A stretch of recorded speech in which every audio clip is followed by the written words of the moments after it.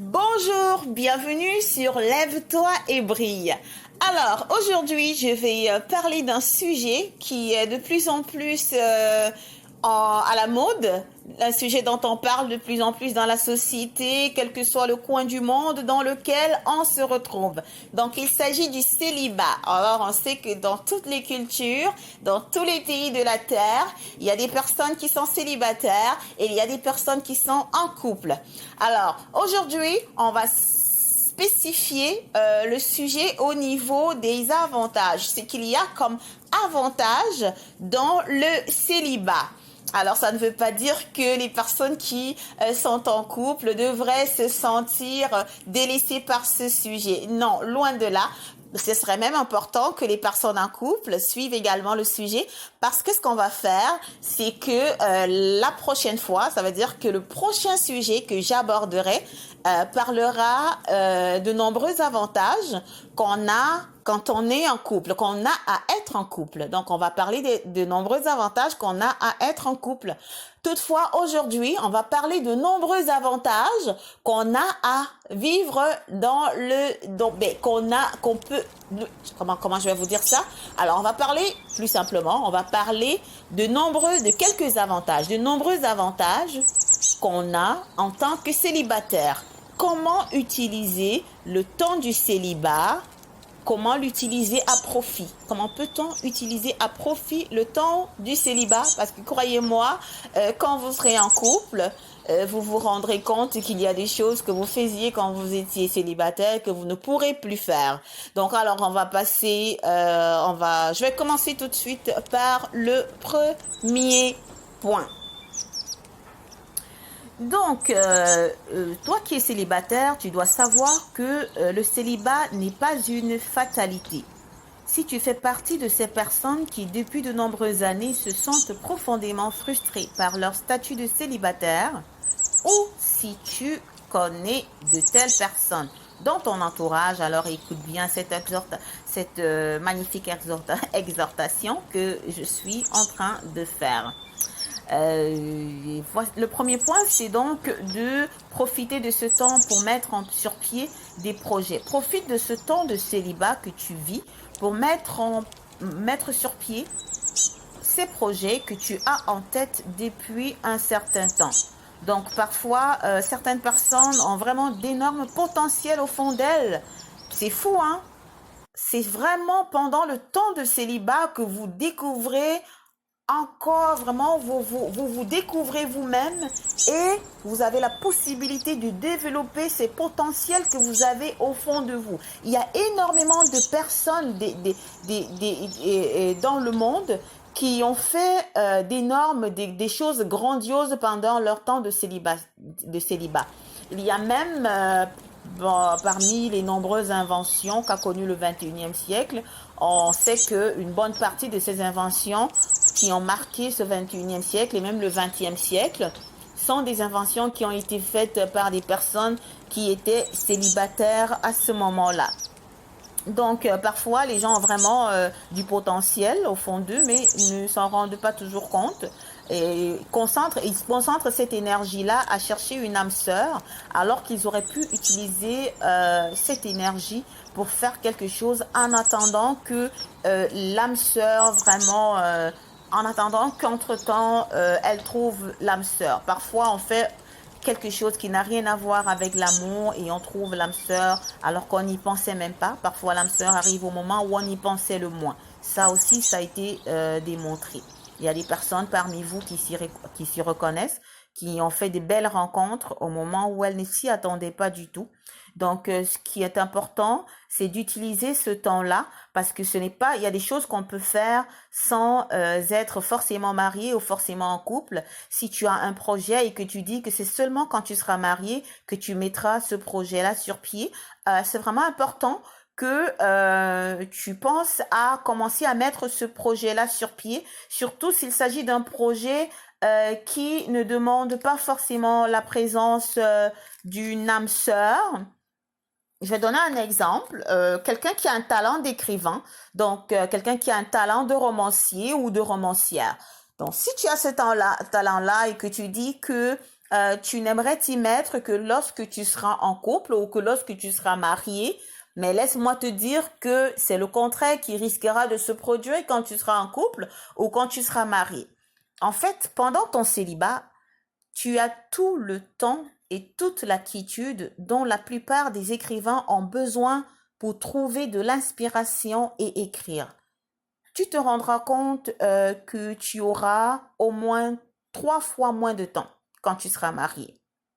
En fait, pour certains, c'est même 10 fois moins. Je veux dire, il y a des personnes qui ont 10 fois moins de temps quand ils sont mariés. Et dès lors, tu te rendras compte que tu aurais pu écrire 10 fois plus de livres quand tu étais célibataire. Donc, c'est tout à fait ça. Tu te rends compte, une fois marié, tu te dis, je vais me marier avant de me consacrer à l'écriture. Mais une fois marié, tu te rends compte que, en fait, tu as 10 fois moins de temps, donc tu aurais écrit. Oui, bien sûr, en étant marié, tu peux écrire, tu vas écrire, c'est bien. Sauf que tu vas écrire 10 fois moins plus vite ou tu vas écrire 10 fois moins que ce que tu aurais fait si tu avais été célibataire. Ben, ça, pas forcément pour tout le monde, mais dans la majorité des cas, c'est bien ça. Alors, sans plus tarder, on va passer au prochain point. Sache que en étant célibataire, tu as encore la possibilité de choisir ton partenaire de vie ou de changer d'avis. Ça veut dire que si tu hésites, si à ce moment tu te dis, ben, je vais peut-être accepter la proposition de tel, ben, tu as encore vraiment le temps de changer d'avis, de dire non, finalement, je ne l'accepterai pas, j'accepterai plutôt celle de tel autre. Donc, pendant que tu es célibataire, tu as tout le temps de choisir sans te presser, sans te mettre la pression. C'est vraiment important de ne pas te mettre la pression. C'est très important de prendre le temps d'observer les personnes qu'on fréquente afin de s'assurer de prendre des décisions qu'on ne regrettera pas aussitôt marié ou aussitôt en couple avec cette personne.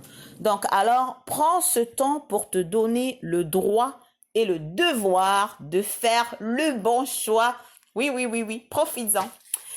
Sans plus tarder encore, on va passer au prochain point. La réussite professionnelle. Mais il a été démontré que les célibataires peuvent, je dis bien peuvent, parce que c'est très important que j'accentue le mot peuvent. Donc, il a été démontré que les célibataires peuvent être très dévoués à leur tâche professionnelle. Ben, pas tous les célibataires, mais il y a quand même un bon nombre de célibataires qui peuvent, les célibataires peuvent vraiment être très dévoués à leur tâche professionnelle et ça les pousse aussi très souvent à se voir, dans la majorité des cas, ici à des postes élevés plus rapidement. Bien sûr, pour ceux qui s'y mettent, parce qu'ils ont du temps.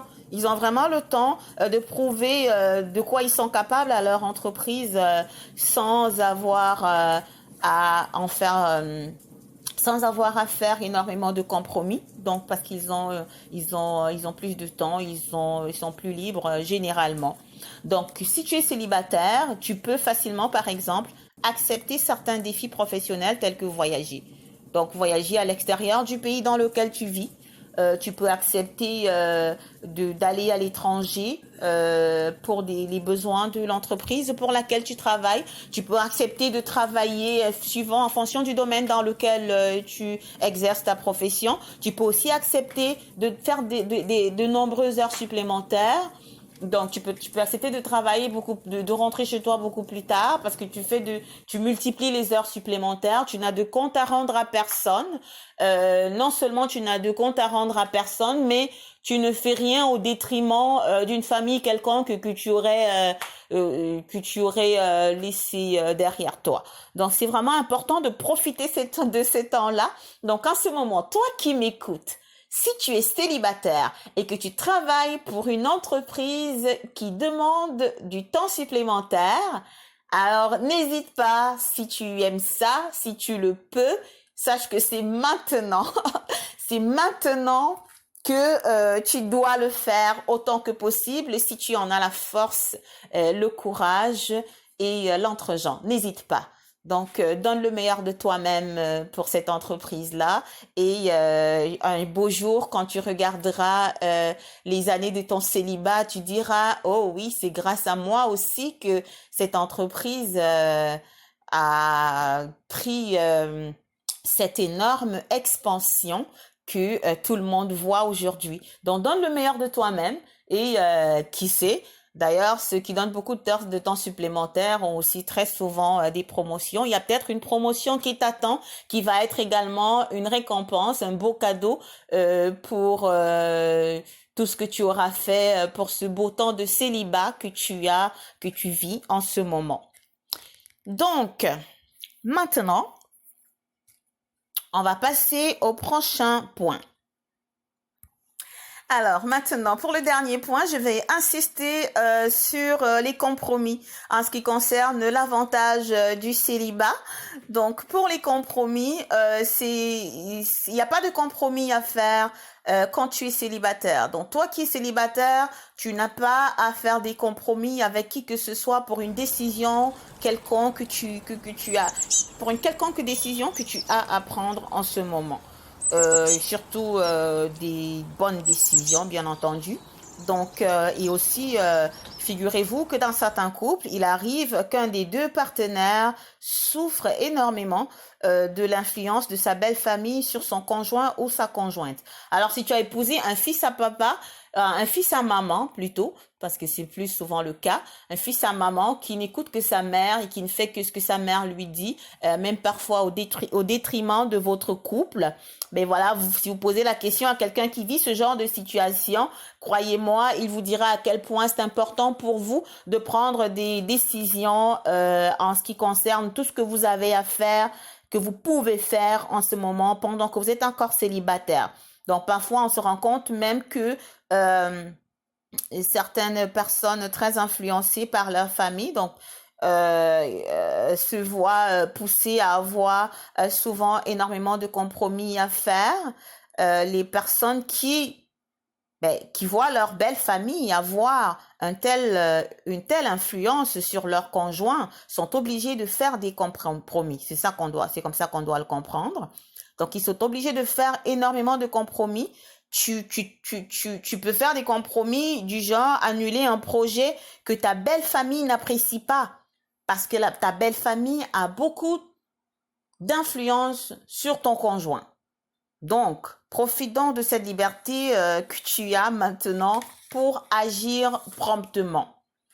On va passer également maintenant tout de suite au prochain point qui consiste en fait à prendre le temps du célibat pour se ressourcer, surtout si on vient de vivre une rupture amoureuse. Donc, si tu viens de vivre une rupture amoureuse, c'est très important de profiter de ce temps de célibat pour penser les blessures. Si c'est une rupture amoureuse qui a été difficile pour toi, si tu as eu des blessures, que ce soit des blessures physiques ou émotionnelles, c'est important pour toi de te remettre en question, de prendre ce temps-là pour guérir avant de passer à une nouvelle relation, à une relation suivante. Parce que on se rend compte que parce que pendant le temps de célibat, on est donc je disais le temps de célibat est aussi, donc c'est pour dire que le temps de célibat est aussi un temps pour se remettre en question. Ne passe pas tout de suite à une nouvelle relation sans t'assurer d'être guéri si la dernière rupture a été un épisode difficile de ta vie. Tu dois d'abord donc prendre le temps de guérir, d'abord pour toi-même, mais aussi pour la prochaine personne avec qui tu commenceras une nouvelle histoire d'amour. Si tu sautes cette étape, tu risqueras de te retrouver en train de transporter tes problèmes et tes blessures émotionnelles du passé dans ta nouvelle relation. Donc, ce qui pourrait faire que tu revives encore et encore les mêmes déceptions. Donc, c'est très important. Ce point est vraiment très important. Prends ce temps-là, prends le temps. Si tu viens de vivre une rupture amoureuse difficile, Prends le temps, prends un temps pour toi-même. Ne te remets pas tout de suite dans une nouvelle relation. Prends le temps de guérir. C'est très important. Donc, alors, si tu étais battu, par exemple, ou si cet homme-là te battait, tu ne vas pas rentrer encore dans une nouvelle relation avec un autre homme qui te bat. Il va falloir aussi te confier à cette personne qui te courtise. Euh, Prends d'abord cette personne comme un ami et commence à lui parler un peu de ton passé, de ce que tu aimes et de ce que tu n'aimes pas en amour pour éviter que ce genre de choses ne se reproduisent. Si tu avais une femme qui te rabaissait régulièrement en public, tu ne veux pas que ce genre de choses recommence. Mais là, je suis déjà en train d'aborder les thèmes qui fâchent souvent en amour et qui causent des ruptures. Donc, mais on parlera de ça une autre fois. Mais pour l'instant, c'est juste des petits exemples que je donne. Euh, les hommes qui battent les femmes et les femmes qui rabaissent les hommes en public. Donc, c'est deux petits exemples que je donne pour vous dire, si vous ne voulez pas revivre la même chose, ce serait important de prendre le temps de guérir et d'y aller tout doucement. Donc, si vous avez une nouvelle personne que vous comptez commencer à fréquenter, commencez d'abord vraiment par peut-être avoir cette personne simplement comme un ami et de prendre vraiment tout le temps qu'il faut pour vous-même pour être complètement et totalement guéri, pour penser vos blessures avant d'oser vous remettre dans une nouvelle relation. Voilà, c'était tout pour aujourd'hui. Donc, n'hésitez pas à vous abonner pour ne rater aucun sujet. On va traiter de nombreux sujets sur la chaîne Lève-toi et brille. Aujourd'hui, donc, on parlait de plusieurs avantages du célibat. On pourra revenir là-dessus. N'hésitez pas à me laisser un commentaire ce que vous trouvez d'autre comme avantage du fait d'être célibataire. Donc, d'autres avantages que vous connaissez qui sont de bons avantages à être célibataire.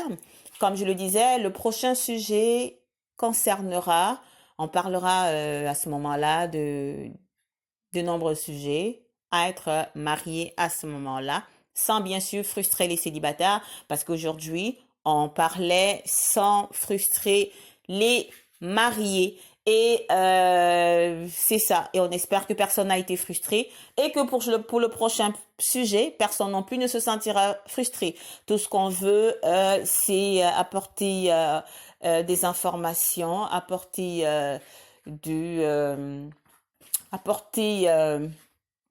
arriver à aider, arriver à penser les blessures, arriver à aider à se relever.